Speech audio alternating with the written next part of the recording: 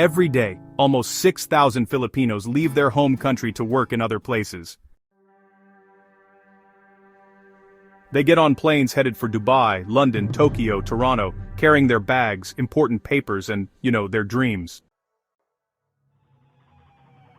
For many years, people saw this movement as a loss. Families were apart, talented people left, and hearts felt stretched across oceans.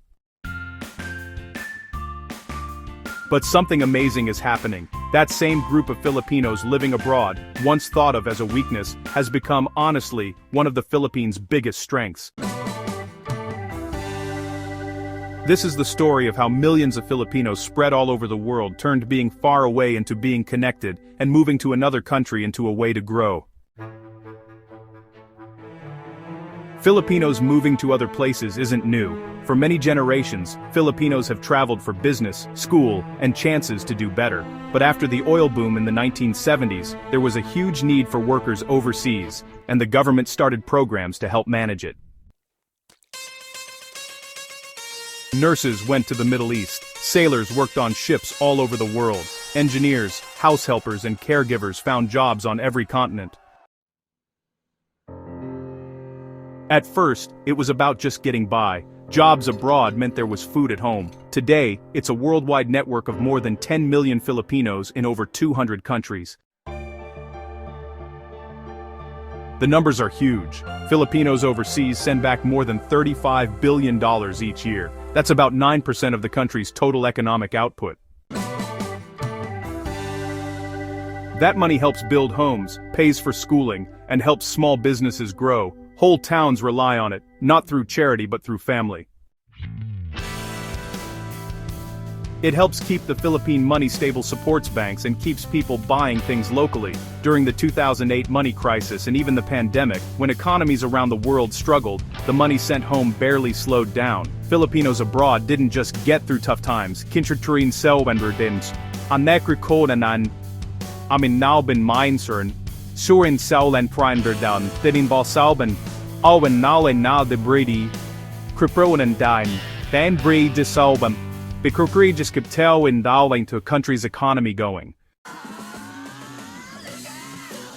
For years, some people called it a brain drain, meaning the smartest people were leaving and never coming back, but that idea is changing. A new group of Filipinos living abroad is bringing knowledge, connections, and money to invest back home. Tech business owners in Silicon Valley are funding new companies in Manila. Doctors trained in other countries are opening clinics in Cebu. Artists, architects, and engineers are sharing their global experiences online. Filipinos abroad aren't just sending money, they're sending ideas. Every Filipino living in another country becomes a bridge, connecting local possibilities to worldwide opportunities. Still, this success comes with sadness. Families are separated for years. Children grow up knowing a parent only through video calls. It's a sacrifice millions quietly go through, but within that sacrifice is strength, a strong will to build better futures even from far away. That strength, both emotional and shared, is part of what makes the Filipino spirit special. Filipinos are everywhere, in hospitals, schools, on ships, in kitchens, and at tech companies. They are known for being caring, skilled, and dedicated. Nurses in the United Kingdom and Canada, engineers in the Middle East, computer experts in Japan, teachers and caregivers in the United States. Each worker is more than just a number. They are like representatives, sharing their culture, kindness, and dependability. That good reputation has built what experts call trust capital, a kind of quiet power that honestly, no advertising campaign could ever create. Over the years, Filipinos abroad have created their own groups, church groups, charities, co-ops, and business networks. From Hong Kong to New York, they organize help after typhoons, pay for scholarships, and promote Philippine food, music, and art. This isn't just missing home, it's building a nation from a distance. Each connection creates a cycle: money, skills, culture, and identity flowing back home. Like the Philippines' real embassy abroad isn't a building, it's its people. Knowing how powerful this is, the Philippine government created the Department of Migrant Workers in 2023. Its job is to protect, empower, and help Filipinos abroad feel connected. Agreements with other countries now offer fairer contracts and better working conditions. Programs that teach about money encourage migrants to invest and save. The goal isn't just to send workers, it's really to turn moving to another country into a way to move up in life. In the 1980s, calling overseas cost a whole day's pay. Now, a mother in Riyadh can help her child with homework right away. Technology has made the distance feel shorter. Filipinos use social media to build support groups, arrange money transfers, and share business ideas instantly. Online banks, money apps, and online co-ops are changing Filipinos abroad from separate people into a connected community.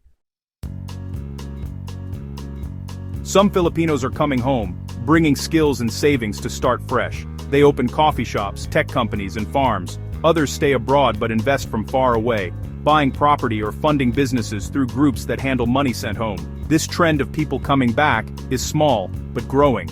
Every returning person brings new ideas from around the world that change local businesses. It's proof that moving away doesn't have to end with saying goodbye. Sometimes, it comes full circle to start again. Filipino music, movies, and food now reach people all over the world, often thanks to Filipinos living abroad. Restaurants in New York serve adobo. K-pop fans in Seoul learn Tagalog words from friends. Filipino creators are very popular on online platforms. This quiet influence, built on warmth, humor, and community, is changing how the world sees the Philippines. And it started not from government plans, but from millions of people simply being themselves, wherever they are.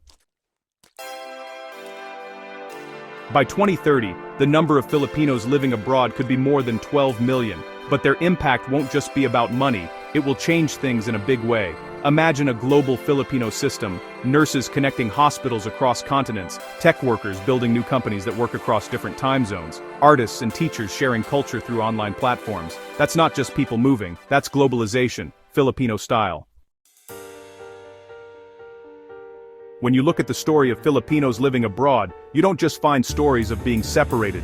You find proof of strength, faith, and love strong enough to cross oceans. The Philippines has turned movement into strength, a story of families who never stopped supporting each other, even when the distance was measured in miles and years.